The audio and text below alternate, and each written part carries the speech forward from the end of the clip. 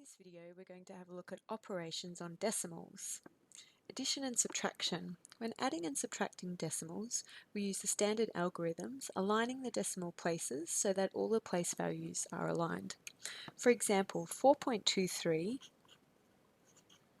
plus 3.7.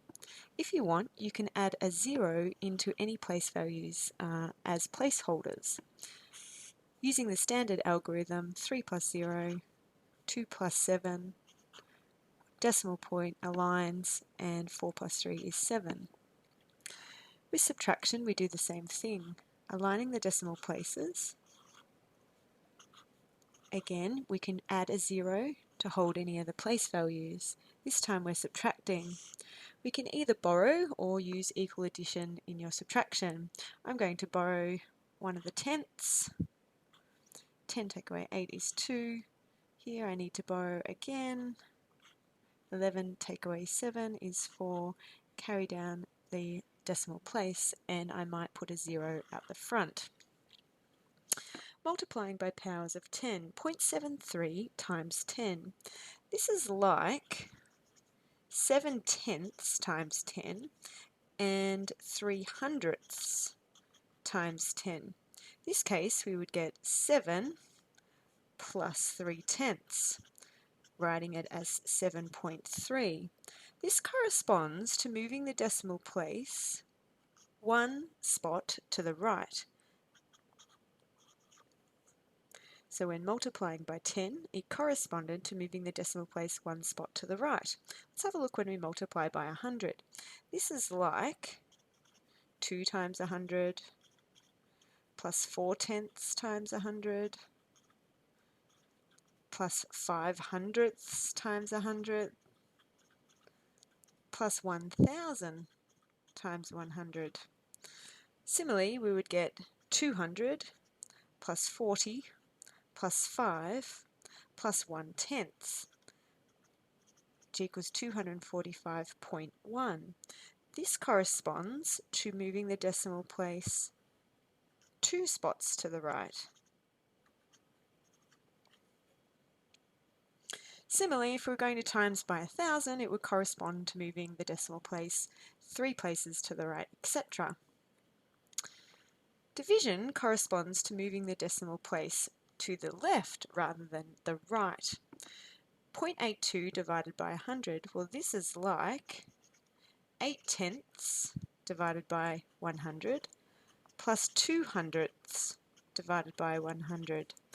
This would be 8 thousandths plus 2 ten-thousandths, being 0.0082, the thousandths and the tenth thousandths place value.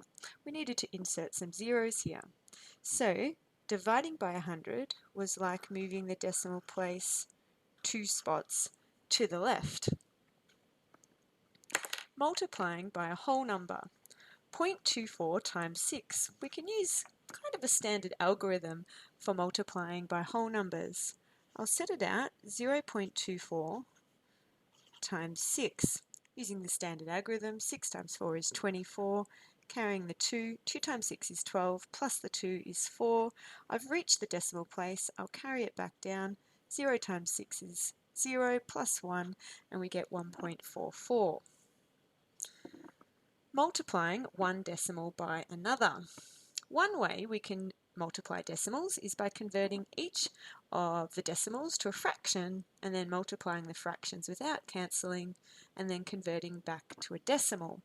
For example, 0.24 is 24 over 100 times 0.08, which is 8 over 100. 24 times 8 is 192. 100 times 100 is 10,000. And then we can convert this to a decimal, 0.0192. Alternatively, we can just multiply 24 times 8, ignoring the decimal points. So 24 times 8 is 192. And place the decimal point back in so that the number of places in the question is the same as the answers. We have 2 decimal places in 0.24 and 2 in 0.08, so making 192 have 4 decimal places, we get the same answer, 0.0192. Dividing a decimal by a whole number. We can use the division algorithm when dividing a decimal by a whole number. The divisor being 8. 8 goes into 12 once with 4 remainder. I've reached the decimal point, I will carry it up. 8 into 48 is 6, so the answer is 1.6. And lastly, dividing one decimal by another. There's a few ways to do this. It's not nice dividing by a decimal, so what we could do is multiply each number by 10 to come up with an equivalent equation, 153 divided by 9. 153 divided by 9 is 17. Alternatively, we could convert both to a fraction.